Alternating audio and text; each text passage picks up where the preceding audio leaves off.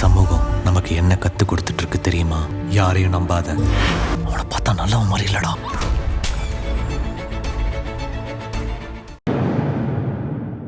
மறுபடியும் கேக்குறமா, நீயாவது ஒரு வார்த்தை நான் ஜீவாவை தான் காதலிக்கிறேன்னு சொல்லியிருக்க வேண்டாமா?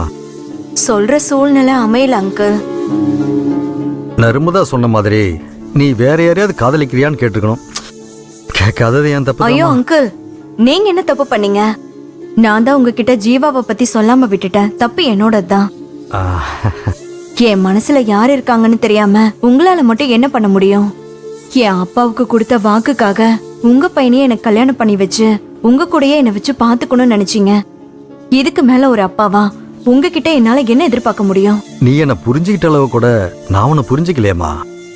உன் மனசுல யார் இருக்கிறாங்கன்னு பார்க்காம உனக்கு ஒரு கல்யாணம் பண்ணி வச்சா நல்லா இருக்குன்னு நான் தப்பா நினைச்சிட்டேன். ஒரு வார்த்தை கூட என் பையனை கட்டிக்க விருப்பமா நான் கேட்கல பாரு. அப்பாவா நினைச்சு நீ எனக்கு கொடுத்த மரியாதை கூட மகள்ங்கிற ஸ்தானத்துல உன் அன்பை அட்வான்டேஜா யூஸ் பண்ணிக்கணும்னு தோணுது. ஐ எம் வெரி வெரி சாரிமா. ஐயோ அங்கிள், என்ன பண்றீங்க நீங்க? என்கிட்ட போய் மன்னிப்பெல்லாம் கேட்டுக்கிட்ட? இல்லம்மா, தப்பு யார் பண்ணாலும் மன்னிப்பு கேட்கணும். இந்த கல்யாணம் மட்டும் நடக்கலனா என்னால நீங்க ரெண்டு பேரும் மனசளவுல எவ்வளவு கஷ்டப்பட்டிருப்பீங்க. அங்கிள், ஃபீல் பண்ணாதீங்க. இப்ப நான் ஆசைப்பட்டவரே எனக்கு புருஷனா கிடைச்சிட்டாரு. இந்த கல்யாணத்தை நீங்களே முன்ன நின்னு நடத்தி வச்சீங்க. அப்புறம் என்ன அங்கிள்? 1000 கஷ்டம் இருந்தாலும் என் கையில காசு பணமே இல்லனா கூட மனசுக்கு பிடிச்ச ஒருத்தர் புருஷனா கிடைச்சிட்டா அந்த பொண்ணு ஆயுசுக்கும் சந்தோஷமா இருப்பா. இனி உன்னை நினைச்சு எந்த கவலையும் பட தேவையில்லை. ஏங்க, அருணுக்கும் நம்ம வேற இடத்துல ஒரு பொண்ணை பார்த்து சீக்கிரமே கல்யாணம் பண்ணி வைக்கணுங்க. ஏய், நீ செய்யற ஒவ்வொரு விஷயமும் ஆரம்பத்துல புரியாம தான் இருக்கு. ஆனா எப்போ நல்லதா செஞ்சிட்டு இருக்க. நீ மட்டும் இல்லனா இந்த ஜோடி ஒண்ணு சேர்ந்திருக்காது. எங்க மேல விழ இருந்த பாவத்தை நீ தடுத்துட்ட. Thanks D. மா, நீயுமா? போதும்மா. சந்தோஷத்திலே பெரிய சந்தோஷம் எது தெரியுமா? அடுத்தவங்களை சந்தோஷப்படுத்தி பார்க்கறதான்னு சொல்லுவாங்க. வர்ஷாக்கான சந்தோஷத்தை அவ கையில ஒப்படைக்காம இருந்திருந்தா எங்களுக்கான நிம்மதியே கிடைக்காம போயிருக்கும். இப்போ உன்னால நிம்மதியா இருக்கண்டா. பா, நான் ஒன்னும் பெருசா செஞ்சிடல. லவ் பண்ணவங்கள சேர்த்து வச்சேன், அவ்வளவுதான். மனசால ஒண்ணு சேர்ந்தவங்க மனமேடையிலயும் ஒண்ணு சேரணுங்கிறதா என்னோட ஆசையே. பாட்டி கால் பண்றாங்களே. பா, நான் போன் பேசிட்டு வந்துடுறேன். போயிட்டு வாமா. அங்கிள், எங்களை ஆசீர்வாதம் பண்ணுங்க. இருட்டுமா, இருட்டு. இல்ல அங்கிள், ஆசீர்வாதம் பண்ணுங்க. வாங்க ஆண்டி, வாங்க. வா. நல்லா இருங்க, நல்லா இருங்க. எந்திரி எந்திரி. அங்கிள், நீங்களும் எங்களை ஆசீர்வாதம் பண்ணுங்க. நல்லா இருங்கம்மா, நல்லா இருங்க. என்ன பாட்டி? ஏன் நர்மதா, நீ எங்க இருக்க? என்ன ரொம்ப நேரமா ஆளே காணோம்? போன் பண்ணாலும் எடுக்க மாட்டேங்கிற. நீ எங்கதான் இருக்க? அங்க மண்டபத்துல என்னதான் ஆச்சு? ஒண்ணு சொல்ல மாட்டேங்கிற. நான் இந்த மண்டபத்துல தான் இருக்கேன். கல்யாணம் நல்லபடியா முடிஞ்சது. என்னடி சொல்ற? அப்ப உங்க அண்ணனுக்கு கல்யாணம் ஆயிடுச்சா? கல்யாணம் ஆச்சுன்னு தானே சொன்னேன். என் அண்ணனுக்கும் வர்ஷாக்கும் கல்யாணம் ஆயிடுச்சுன்னு சொன்னேனா? கல்யாணம் நடந்தது வர்ஷாக்கும் அவ உயிருக்கு உயிரா லவ் பண்ண ஜீவாவுக்கும். அப்பா கடவுளே, நீ பயங்கரமான ஆளுடி. எங்கெங்கயோ புகுந்து கண்டுபிடிச்சு நல்லபடியா வர்ஷாவுக்கு பிடிச்ச மாதிரி ஒரு வாழ்க்கைய நீ நல்லபடியா அமைச்சு கொடுத்துட்ட. நீ கெட்டி காரி தாண்டி.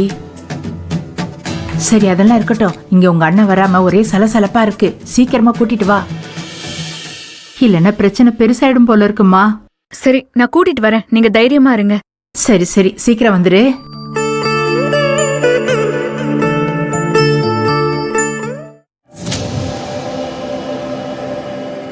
அருண், ஏய், நான் சொல்றத கோவப்படாம கொஞ்சம் பொறுமையா கேக்குறியா? நான் ஒன்னும் உன்னை காதலிச்ச பொண்ண வேற யாருக்கோ கட்டி வைக்கல. பெத்தவங்களோட வாக்குக்கு மரியாதை கொடுத்து தான் உணர்ச்சியை கட்டுப்படுத்திக்கிட்டு மனசார நேசிச்ச காதல தியாகம் பண்ணி பிரிஞ்சு போனவங்கள தான் நான் ஒண்ணு சேர்த்து வச்சிருக்கேன். டேய், நான் செஞ்சது தப்புன்னு மட்டும் நினைக்காத. நீ செஞ்சது தப்புதான்.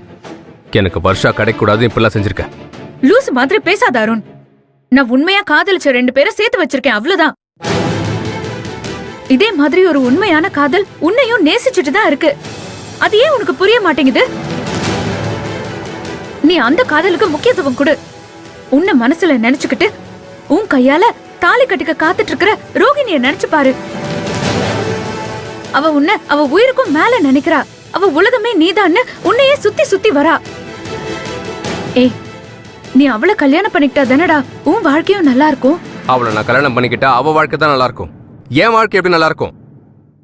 நான் ஆசைப்பட்டது ரோஹிணி இல்ல, அவகிட்ட இருக்க பணத்தை. அதுக்கப்புறம் வருஷா கிடைச்சா அவகிட்ட ரோஹிணியை விட பணம் அதிகமா இருந்துச்சு. அதனாலதான் அவளை கல்யாணம் பண்ணிக்க சம்மதிச்சேன். ஏன்டா இப்படி பணம் பணம் பணம்னு அலையற? பணத்தை வச்சுட்டு மட்டும் என்னடா பண்ண போற? பணம் தான் இங்க எல்லாமே. பணம் இருந்தாதான் நம்மள 4 பேர் மதிப்பாங்க. பணம் இருந்தாதான் நமக்கு பிடிச்ச வாழ்க்கைய வாழ முடியும். இல்லனா அடுத்தவனுக்கு அடிமையா தான் வாழணும். இங்க பணம் தர கான்பிடென்ட்டை வேற எதுனாலையும் கொடுக்க முடியாது. Money is always ultimate. பணம்ங்கிறது நம்ம பயணம் பண்றதுக்கு மட்டும் தாண்டா, நல்ல பாதைக்கு போகிறதுக்காக இல்ல. நல்ல பாதையில பயணிச்சா மட்டும்தான் நல்ல இடத்துக்கு போய் சேருவோம். பணம் இருக்கிற பாதையை தேர்ந்தெடுத்தனா போக வேண்டிய இடத்த மறந்து பாவம் இருக்கிற இடத்துக்கு தான் போய் சேருவ. அதெல்லாம் உனக்கு அவ்வளவு சீக்கிரம் புரியாது. புரிஞ்சிருந்தா நீ இப்படி நடந்திருக்கவே மாட்ட. பணம் முக்கியம் இல்லடா, அது நம்ம எப்ப வேணாலும் சம்பாதிச்சுக்கலாம். ஆனா நம்மள நேசிக்கிற ஒரு அன்பு கிடைக்கிறது ரொம்ப பெரிய விஷயம்டா. உண்மையான அன்பை உதாசீனப்படுத்திராத. ரோகிணி வெகிலிடா, அவளை ஏமாத்திராத. உன் ஈகோவால அந்த பொண்ணோட மனச காயப்படுத்திராத. நீ அவளை அவாய்ட் பண்றது அவளுக்கு தெரியுது, ஆனா அது அவளால ஏத்துக்க முடியல. டே, அவ உன் கூட சேர்ந்து வாழணும்னு ரொம்ப ஆசைப்படுறாடா. ஏண்டா வாழ போறது இந்த ஒரு வாழ்க்கை, ஏன் அதை எல்லாரையும் கஷ்டப்படுத்தி வாழணும்? நம்ம ஒரு பொண்ணை பார்த்து ஆசைப்படலாம், ஏன் அந்த பொண்ணு கூட வாழணும்னு கூட நினைக்கலாம். ஆனா கருவறையில நம்ம உருவாகும் போதே மனவரையில நம்ம யார் கூட சேர போறோம் அந்த ஆண்டவன் முடிவு பண்ணிடுவான். ஜீவாவும் வருஷாவும் சேர்றது எந்த அளவுக்கு நியாயமோ அந்த அளவுக்கு நியாயமானதுதான் நீயும் ரோகிணியும் சேர்றது. நீ விரும்பின வருஷாவை விட உன்னை விரும்பின ரோகிணிய கல்யாணம் பண்ணிக்கோ, உன் வாழ்க்கை நல்லா இருக்கும். நீ ஆசைப்பட்ட பணமும் அவகிட்ட இருக்குடா. மச்சான் ரியாக்ஷனை பார்த்தா 300 கோடியை தான் கல்யாணம் பண்ணிப்பான்னு நினைக்கிறேன். கடைசியில் உன் வாழ்க்கை பேரம் பேசி முடிக்கிற அளவுக்கு ஆயிப்போச்சுல்ல. பாவண்டா நீ. இங்க பாரு, நீ ஒன்னு ஆசைப்பட்ட, அது நடக்கல. ஆனா நடக்க வேண்டியது நடந்திருக்கு. ஒருவேளை நீ ஆசைப்பட்ட மாதிரி நடந்திருந்தா ஒரு உண்மையான காதல் அழியறதுக்கு நீ ஒரு காரணமா இருந்திருப்ப. நீ தப்பு செஞ்ச நான் சொல்லல, ஆனா செய்ய நினைச்ச, அதுவும் பெரிய தப்பு தானடா. அந்த தப்புக்கு மன்னிப்பு கிடையாது, ஆனா பிராயச்சித்தம் உண்டு. அருண், உன் தப்ப திருத்திக்கிட்டு ஒரு நல்ல வாழ்க்கை